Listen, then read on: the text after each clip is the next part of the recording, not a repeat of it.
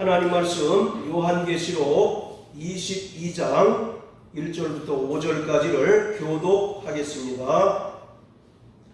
또 저가 수정같이 맑은 생명수의 강을 내게 보이니 하나님과 및 어린 양의 보좌로부터 나서 길 가운데로 흐르더라. 강 좌우에 생명나무가 있어 열달고 질과를 맺히되 달마다 그 질과를 맺히고 그 나무 잎사귀들은 왕국을 속성하기 위하여 있더라. 다시 저주가 없으며 하나님과 그 어린 양의 보좌가 그 가운데 있으리니 그의 종들이 그를 섬기며 그의 얼굴을 볼터이요 그의 이름도 저희 이마에 있으리라. 다 같이 읽겠습니다. 다시 밤이 없겠고 등불과 햇빛이 쓸데없으니 이는 주 하나님이 저희에게 비추심이라. 저희가 세세토록 왕노릇 하리로다. 아멘.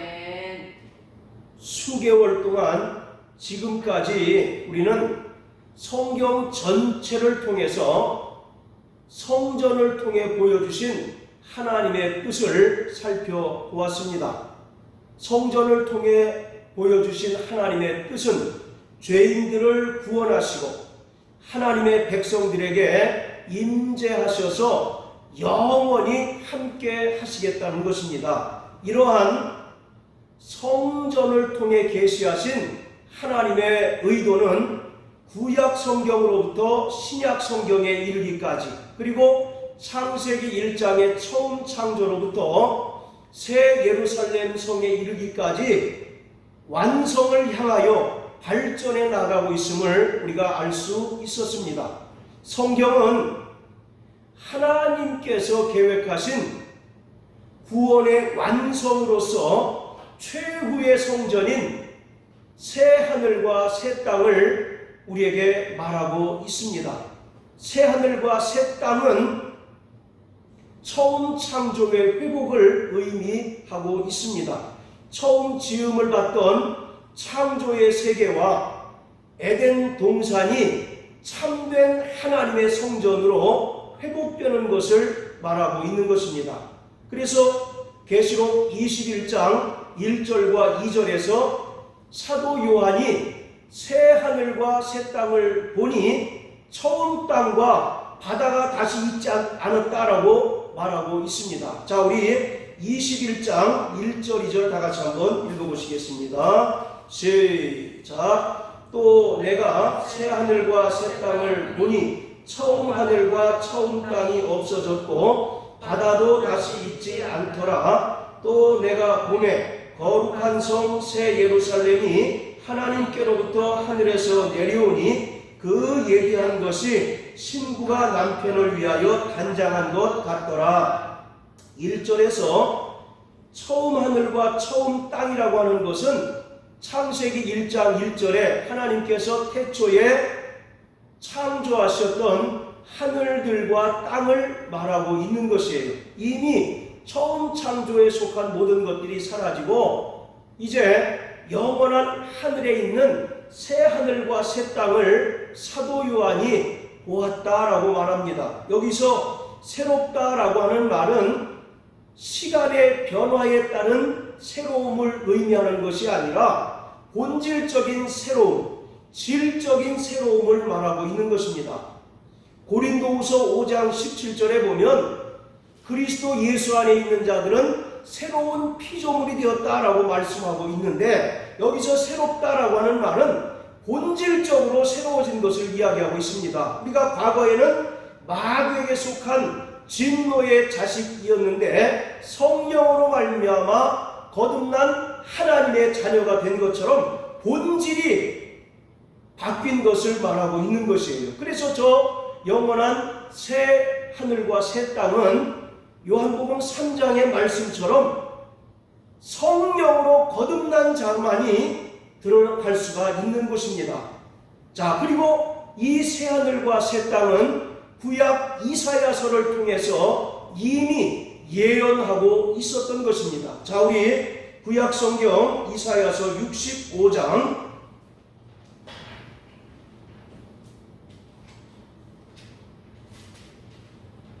구약 성경 이사야서 65장 17절 같이 한번 읽겠습니다.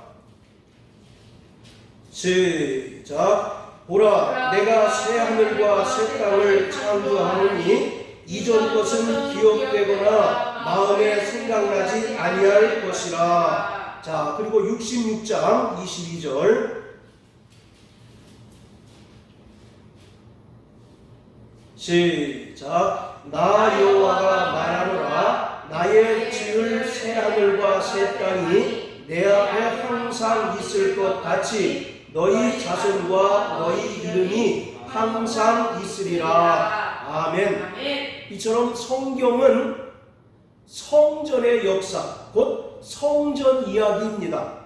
하나님께서 창세기 1장에 천지 만물을 창조하실 때에도 성전의 구조로 창조하셨고 성전의 특성을 띠도록 창조하셨습니다. 그리고 창세기 2장에 에덴 동산, 그리고 창세기 4장부터 인간들이 쌓은 돌 제단, 그리고 출애굽기에 모세의 성막, 그리고 솔로몬이 지은 예루살렘 성전은 하나님께서 죄인들을 어떻게 구원하실 것과 또 구원하신 하나님의 백성들과 영원히 함께 하실 것을 우리에게 분명히 보여주고 있는 것입니다. 그래서 성막을 눈의 복음이라고 이야기합니다. 자, 따라하세요. 눈의 복음. 눈의 복음이라고 하는 것은 눈으로 보고 확인할 수 있는 그러한 복음이다라고 하는 겁니다.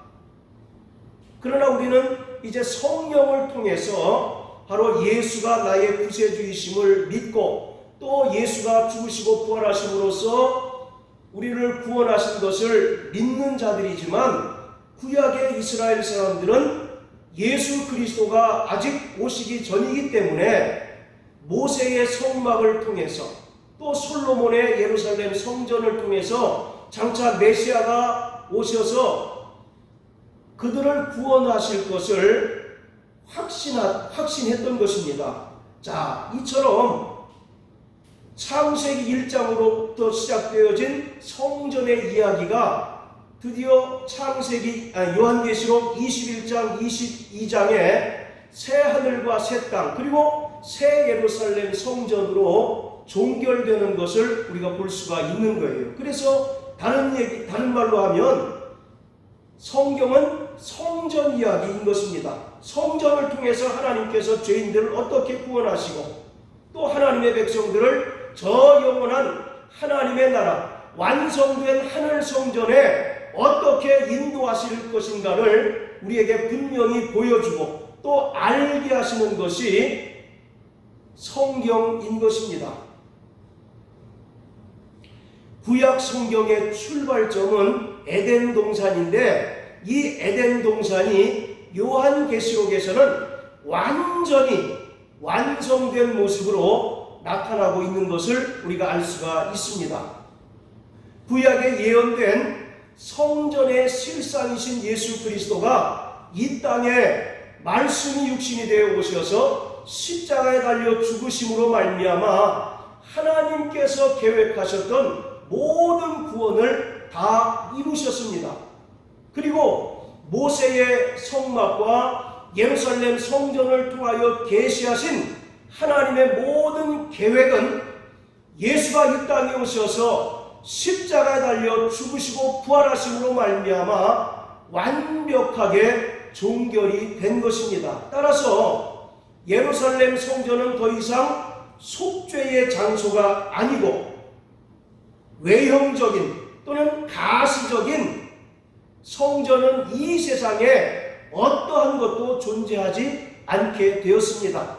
그래서 우리가 유튜브나 또는 다른 사람들의 이야기를 통해서 제3성전 이야기를 많이 듣는데 설령 제3성전이 지어지든 말든 그것은 우리와 전혀 무관하다라고 하는 것이죠. 왜 그렇습니까? 예수가 이 땅에 참 성전으로 오셨고 또 예수가 이 땅에 말씀이 육신이 되어 오심으로 말미암아 자기 몸을 속죄 제물로 드리셔서 구약의 모든 제사를 완벽하게 완성하셨기 때문인 것입니다. 여러분들, 성전의 가장 1차적인 기능이 뭡니까? 그곳에서 무엇을 하는 것입니까? 제사를 드리는 것이잖아요. 짐승의 피를 드림으로써 속죄받는 속죄 제사를 드리는 것입니다. 그런데 예수가 자기 몸을 단번에 속죄 제물로 드리심으로써 영원한 속죄를 이루셨기에 다시 속죄 제사가 필요합니까? 안 합니까? 다시 속죄가 필요하지 않죠. 그래서 성전이 이미 기능이 예수 그리스도로 말미암아 완성되었다라고 말하고 있는 거예요. 그래서 히브리서에 보면 구약의 성전과 구약의 성막은 예수 그리스도가 오셔서 개혁할 때까지만 필요한 것이다 라고 말씀하고 있는 것이죠. 그러므로 예수 그리스도의 죽으심은 유일하고 참된 속죄 제사이었던 것입니다. 하나님께서 예수 그리스도가 이루신 속죄로 말미암아 주의 이름을 부르는 자들을 구원하시고 또 그러한 자들을 하나님의 성전 삼으시기 위하여 성령을 보내주셨습니다. 그래서 성령이 오심으로 인해서 성령을 모신 각각 성도 개개인이 하나님의 성전이 되었습니다. 할렐루야. 자, 따라하세요. 나는 성령을 모신 하나님의 성전이다. 자, 이와 같이 우리는 예수의 피로 구원받고 성령을 받은 거룩한 하나님의 성전이 되었습니다. 뿐만 아니라 성도들이 모인 교회 공동체 또한 하나님의 거룩한 성전인 것입니다. 그러므로 하나님께서는 이제 더 이상 장소에 연연해 하시거나 또는 시기에 연연해 하셔서 예배를 받으시는 것이 아니라 이제는 신령과 진정으로 하나님께 예배하는 자들을 기뻐하십니다. 요한복음 4장 23절 24절에 보면 하나님은 영이시니 예배하는 자가 신령과 진정으로 예배할지니라. 또 로마서 12장 1절에 보면 너희 몸을 하나님이 기뻐하시는 거룩한 산제사로 드리라. 이것이 너희가 드리는 영적 예배라고 말하고 있어요. 과거 구약의 이스라엘 백성들은 예루살렘 성전에 와서 하나님을 예배하고 제사를 드렸습니다. 그리고 1년에 7번 있는 절기 때마다 멀리 사는 사람들도 예루살렘 성전에 와서 예배를 드렸습니다. 반면에 북이스라엘 사람들은 사마리아에 있는 그리심산에서 예배를 드렸습니다. 그러나 요한복음 4장의 말씀을 통해서 예수께서 이제는 때와 장소가 중요한 것이 아니라 신령과 진정으로 예배를 드리는 것이 중요하다라고 말하고 있어요. 왜 그렇습니까? 저와 여러분들이 하나님의 거룩한 성전이 되었기 때문인 것입니다. 그래서 영적 예배라고 하는 것은 합당하다 그런 뜻이에요. 그래서 너희의 드릴 영적 예배라고 하는 것은 이제는 성령으로 인도함을 받는 삶으로서 하나님께 영광을 돌리고 삶으로서 예배를 드리는 것이 대단히 중요하다라고 하는 것입니다.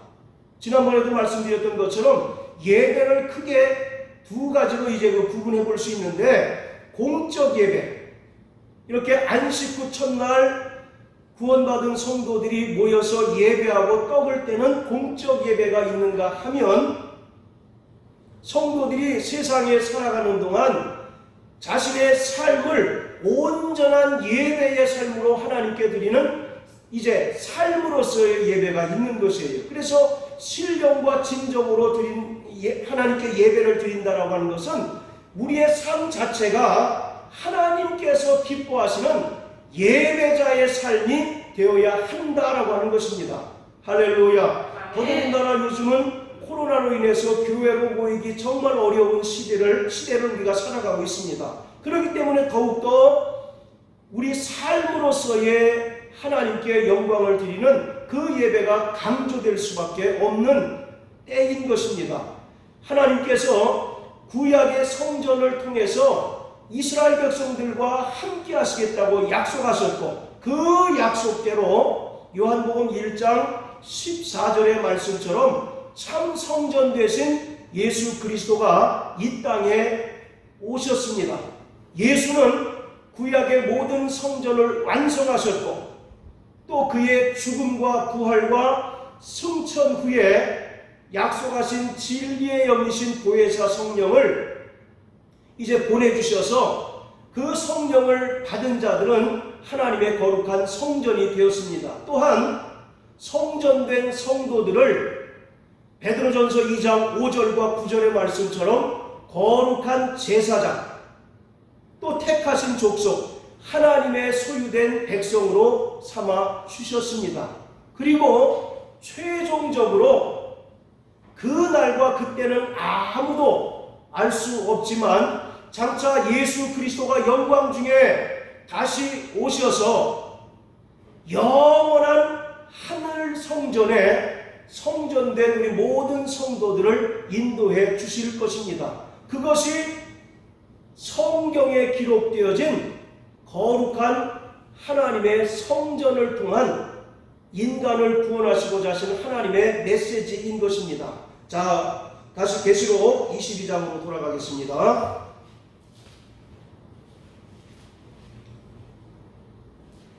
예수의 피로 구원받고 성령을 받음으로 성전된 거룩한 성도들을 하나님께서는 영광과 하나님의 의가 충만한 곳으로 인도하셔서 그곳에서 영원히 거하게 하실 것입니다.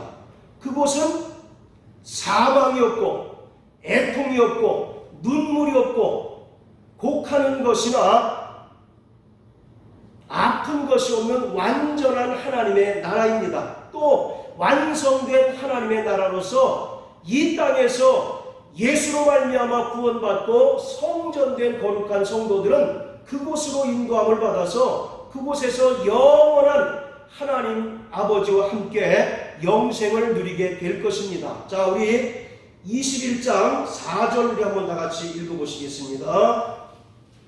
자, 시작. 모든 눈물을 그 눈에서 씻기심에 다시 사망이 없고 애통하는 것이나 곡하는 것이나 아픈 것이 다시 있지 아니하리니 처음 것들이 다 지나갔음이로라. 자, 22장 3절 시작. 다시 저주가 없으며 하나님과 그 어린 양의 보좌가 그 가운데 있으리니 그의 종들이 그를 섬기며. 자, 새하늘과 새 땅, 또 새 예루살렘 성전에는 사망이 없고 애통하는 것이나 곡하는 것이나 아픈 것이 다시 있지 않다라고 이와 같이 말씀하고 계셔요. 그것을 22장에서 다시 반복하고 있는데, 그것을 하나의 단어로 이야기하면 뭐가 되겠습니까? 저주인 것이죠. 이 땅에서 첫사람 아담이 죄를 범함으로 말미암아 우리 인간이 저주가 임하게 되고 영원한 사망이 임하게 되었습니다. 그러나 예수 그리스도가 이 땅에 오셔서 우리를 대신하여 십자가에 달려 죽으심으로써 모든 율법의 저주를 속량하시고 또 우리를 영원한 생명으로 인도하셨기 때문에 저 영원한 하나님의 나라는 사망이 있습니까? 없습니까? 사망이 없고 눈물이 없고 애통하는 것이나 곡하는 것이나 아픈 것이 전혀 없는 완전한 하나님의 나라임을 우리에게 말하고 있습니다. 지금 우리가 이렇게 젊을 때는 건강한 것 같죠? 그런데 이제 나이가 들면 들수록 몸에 이제 이상 반응이 옵니다. 여러 가지가 삐걱거리고 그러죠. 예전에 이제 젊어서 고생은 사서 한다 그런 얘기 있잖아요. 요새는 어떻게 바뀌었는지 아십니까? 젊어서 고생은 신경통이다 그런 얘기를 합니다. 그러니까 젊어서 열심히 노력하면 요새는 이제 자식들이 부양하는 그런 시대가 이제 지났잖아요. 그렇기 때문에 이제 혼자 자신이 번 것으로 때로는 뭐랄까 국가에서 주는 그 연금으로 살아야 되는데 더더군다나 또 100세 시대 아니겠습니까? 100세 시대인데 건강하게 살아야 그것이 복이죠. 네. 그렇잖아요. 네. 맨날 시름시름 아프고 쑤시고 그러면 그 100세가 오히려 복이 아니라 저주일 수 있다라고 하는 것이죠. 그렇기 때문에 이 땅은 어차피 우리가 살아가는 동안 끊임없이 고통과 고난의 바로 연속일 수밖에 없는 거죠. 왜냐하면 이미 첫사람 아담이 하나님께 불순종하고 그 죄로 인하여 모든 인간들 위에 사망이 왕노릇하였기 때문인 것입니다.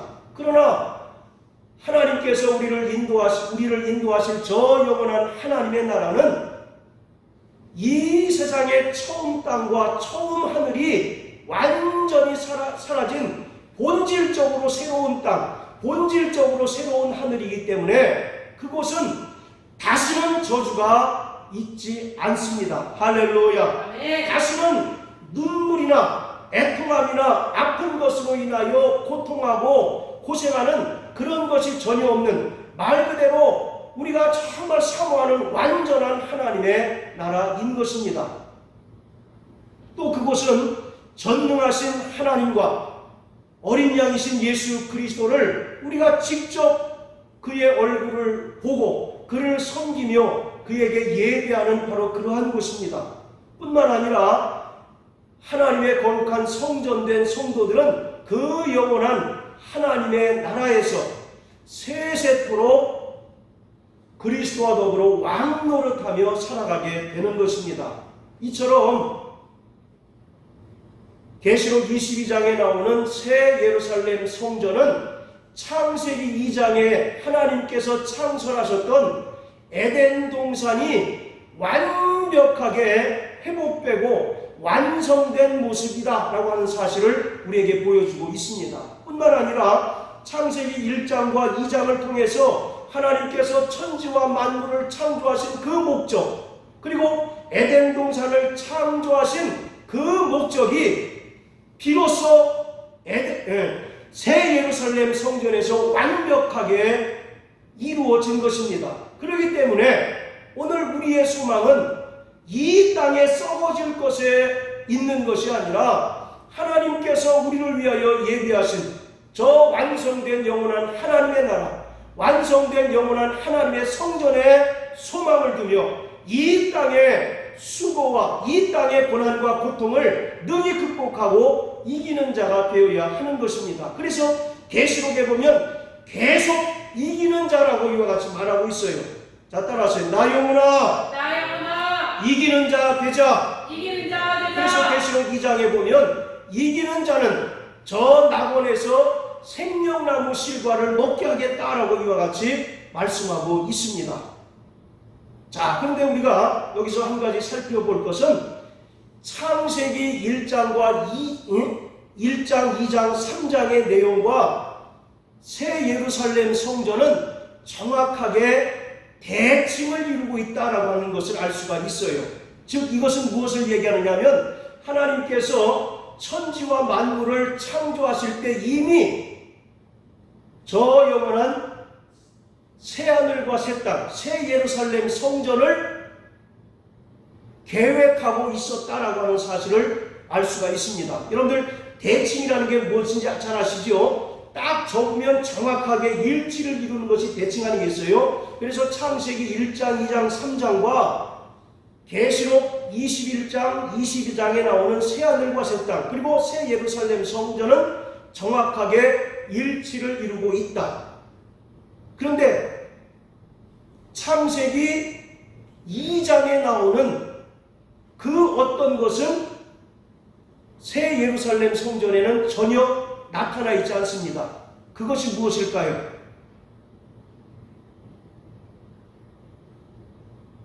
창세기 2장 9절에 보면 동산 중앙에 두 그루의 나무가 있죠. 선악을 알게 하는 나무와 생명나무가 있어요. 그런데 새 예루살렘 성전에는 선악을 알게 하는 나무가 있습니까? 없습니까? 네, 선악을 알게 하는 나무가 없는 대신 달마다 12가지 실과를 맺는 생명나무가 있다라고 말하고 있어요.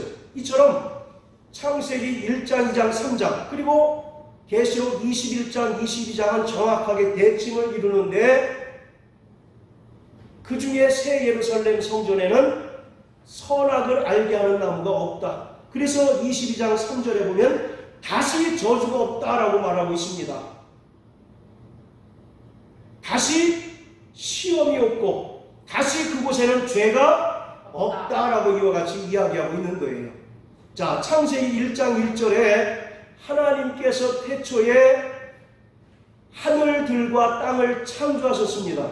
그리고 1장 3절에 보면 빛이 있으라 하심에 빛이 있었다라고 기록하고 있습니다. 반면에 새 예루살렘 성전에는 계시록 21장에 보면 또 내가 새 하늘과 새 땅을 보니 라고 말하고 있어요. 처음 하늘과 처음 땅이 다시 있지 않다라고 말하고 있습니다. 그러니까 창세기 1장 1절에 처음 하늘과 처음 땅이 있었다면 새 하늘과 새 땅에는 전혀 본질적으로 다른 새 하늘과 새 땅이 존재하고 있었던 거죠. 그리고 새 예루살렘 성전에는 하나님의 영광이 충만하고 또 어린 양 예수 그리스도가 등이 되시기 때문에 다른 발광체가 전혀 필요 없다라고 이와 같이 말합니다. 자, 그리고 또 창세기 2장 10절에 보면 에덴 동산으로부터 4개의 강이 발원해서 흘렀다라고 이렇게 얘기합니다. 그 4개의 강이 비손, 기혼, 힛데겔, 유브라데 이 4개의 강이죠. 각각 영적인 의미가 있다라고 말씀을 드렸습니다. 자, 이처럼 에덴 동산에는 4개의 강이 에덴 동산으로부터 발원해서 이제 흘러갔는데 새 예루살렘 성전에는 자 22장 1절 우리 요한 형제 한번 읽어주세요. 또 내가 새 하늘과 새 땅을 보니 처음 하늘과 처음 땅이 없어졌고 바다도 다시 있지 않았다. 22장 1절 또 저가 수정같이 맑은 생명수의 강을 내게 보이니 하나님과 및 어린 양의 보좌로부터 나서 자 에덴 동산에 4개의 강이 에덴 동산으로부터 이제 발원해서 흘렀다면 새 예루살렘 성전에는 하나님과 및 어린 양의 보호자로부터 생명수의 강이 흘러 넘친다라고 말합니다. 자, 그리고 여기 표시해 놓으시고 에스겔서 47장 한번 다 같이 보세요.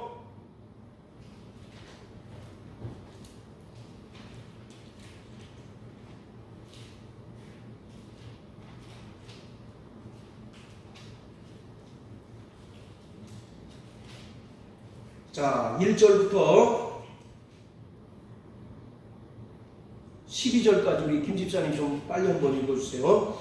그가 나를 데리고 전문에 이르시니 전에 전문이 동을 향하였는데 그 뭉치반 끝에서 물이 나와서 동으로 오르다가 저 높은 제단 한편으로 흘러내리더라. 그가 또 나를 데리고 북문으로 나와서 바깥 길로 말미암아 꺾여 동양한 바깥문에 이르시기로 본즉 물이 그 우편에서 스미어 나오더라. 그 사람이 손에 줄을 잡고 동으로 나아가며 일천척을 청량한 후에 나로 물을 건너게 하시니 물이 발목에 오르더니 다시 일천척을 청량하고 나로 물을 건너게 하시니 물이 무릎에 오르고 다시 일천척을 청량하고 나로 물을 건너게 하시니 물이 허리에 오르고 다시 일천척을 청량하시니 물이 내가 건너지 못할 강이 된지라. 그 물이 참이라 헤엄할 물이요 사람이 능히 건너지 못할 강이더라.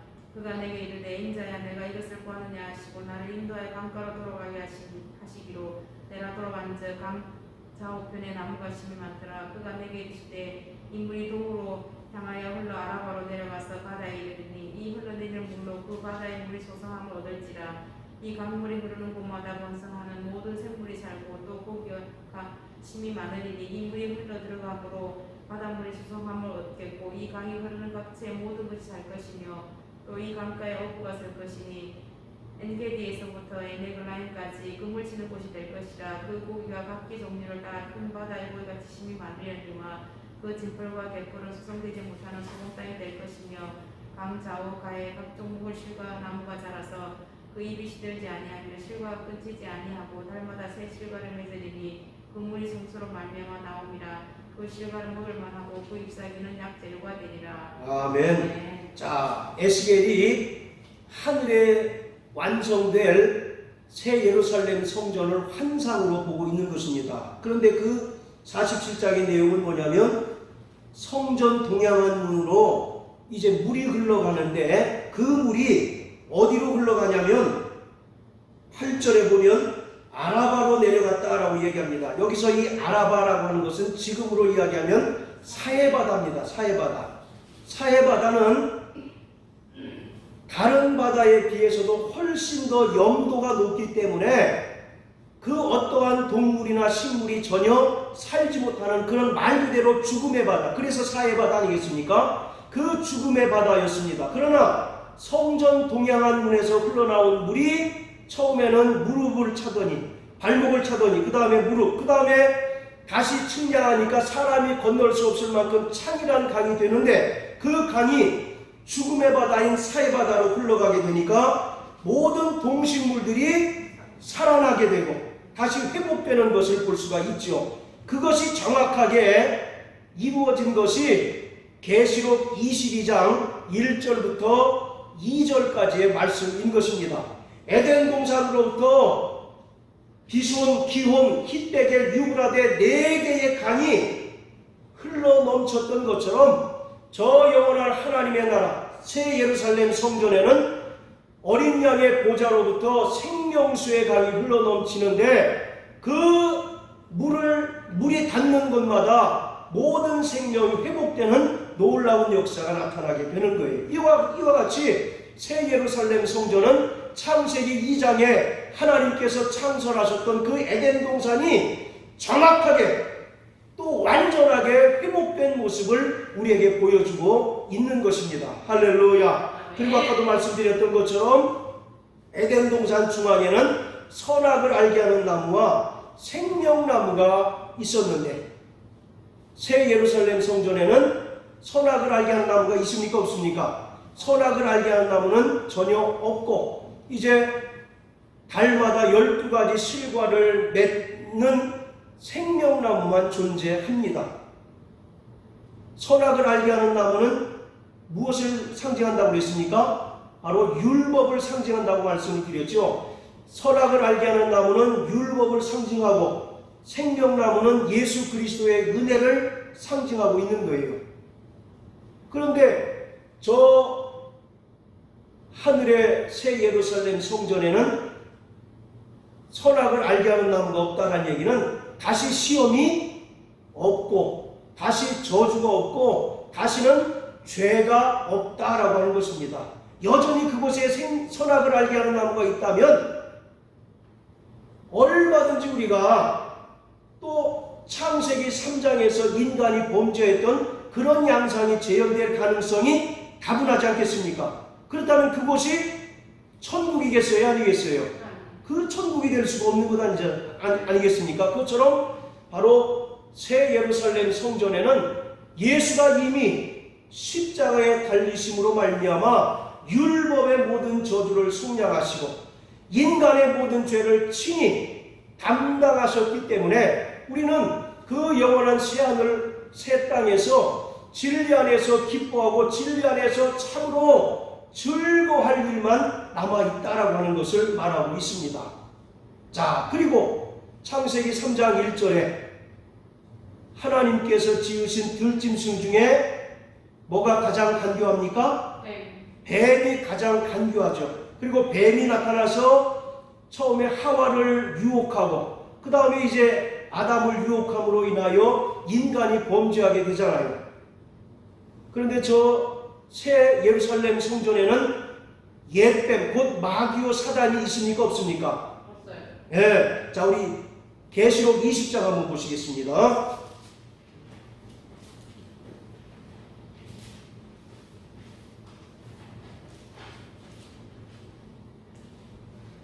계시록 20장. 자, 7절부터 10절까지 시작. 천년이 참에 사단이 그 옥에서 모여 나와서 땅의 사방 백성 곧 곡과 마곡을 미혹하고 모아 싸움을 붙이리니 그 수가 바다물에 같으리라. 저희가 지면에 널리 퍼져 성도들의 진과 사랑하시는 성을 두름에 하늘에서 불이 내려와 저희를 소멸하고 또 저희를 미혹하는 마귀가 불과 유황 못에 던지우니 거기는 그 짐승과 거짓 선지자도 있어 세세토록 밤낮 괴로움을 받으리라. 자, 10절에서 이미 옛뱀인 곧 마귀요 사단은 지옥 불못에 던져져서 그곳에서 영원히 괴로움을 받게 됩니다. 그렇기 때문에 새 예루살렘 성전에는 선악을 알게 하는 나무가 없을 뿐만 아니라 그리고 인간을 유혹하는 마귀가 존재하지 않습니다. 이미 마귀는 지옥 불못에 던져짐을 당해서 영원히 불못에서 고통을 당하기 때문에, 그렇기 때문에 새 예루살렘 성전에서는 다시 인간이 죄를 범할 가능성이 있다 없다? 있어요 없어요? 만약에 죄를 범할 가능성이 여전히 개연성이 남아있다면 그게 천국이겠습니까? 그래서 이미 새 예루살렘 성전에는 선악을 알게 하는 나무도 없고 또 그것을 통해서 인간을 유혹하던 마귀와 그 모든 하수인들이 다 지옥 불못에 던져짐을 당하게 된 거예요. 그렇기 때문에 다시 저주가 없고 오직 하나님의 영광만이 충만한 것이다 라고 말하고 있습니다. 그리고 창세기 2장에 보면 하나님께서 아담을 에덴 동산의 동산지기로 삼으셨어요. 그래서 그가 밭을 경작했다라고 이와 같이 얘기합니다. 자, 우리 한번 창세기 2장 한번 보세요.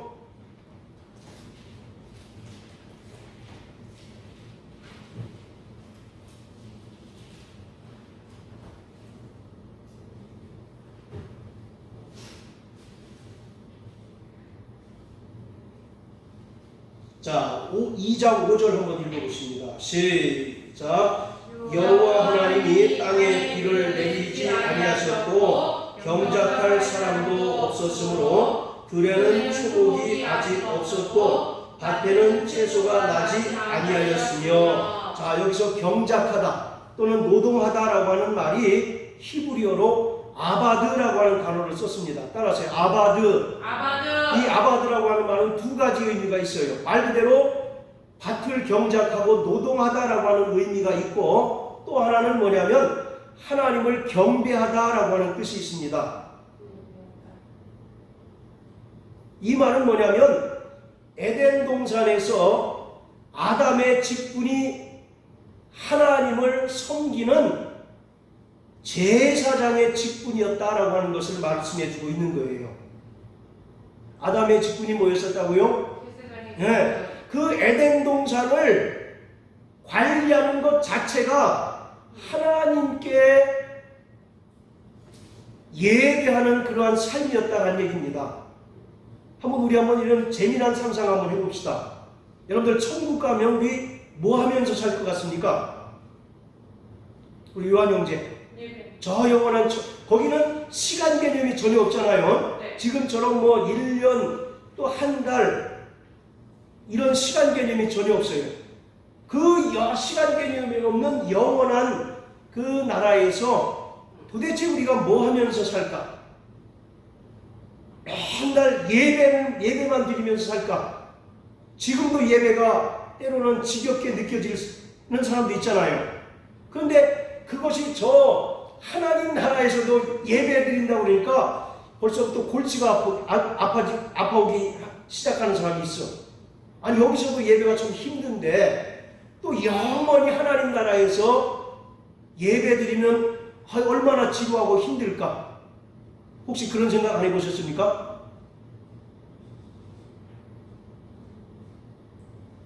과연 우리가 저 영원한 하나님 나라에서 무엇하며 살까?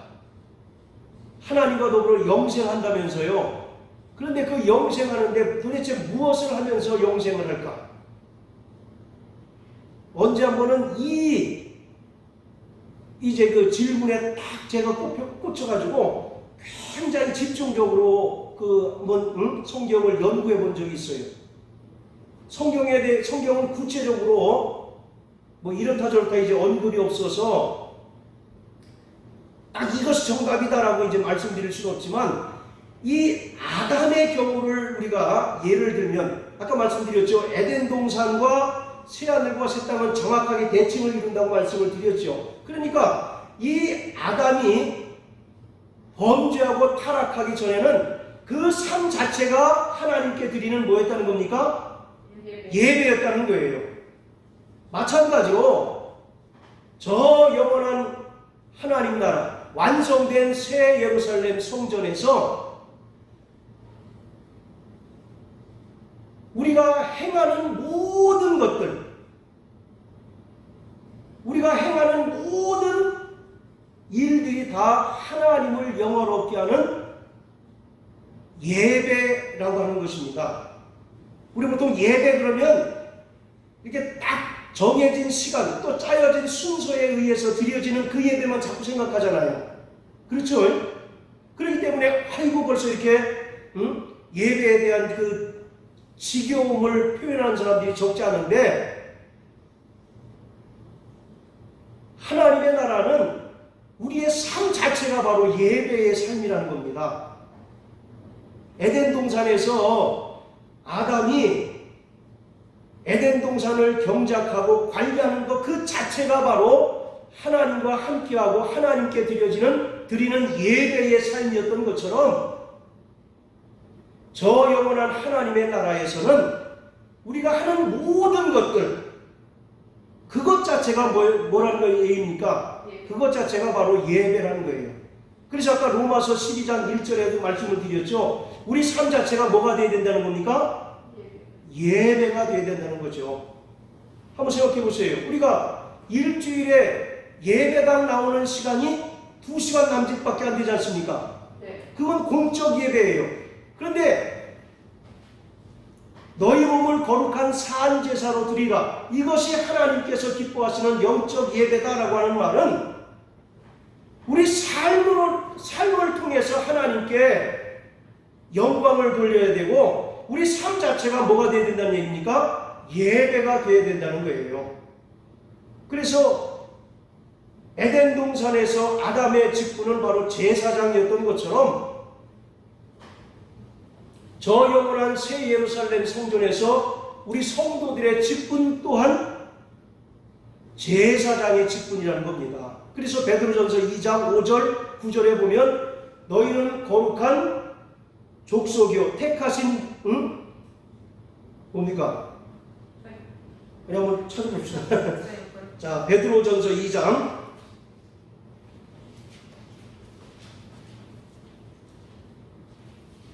너희는 택하신 족속이요 왕같은 제사장들이요 거룩한 나라요 그의 소유된 백성이니 할렐루야. 이 땅에서 우리 성도들의 직분이 뭐라고요?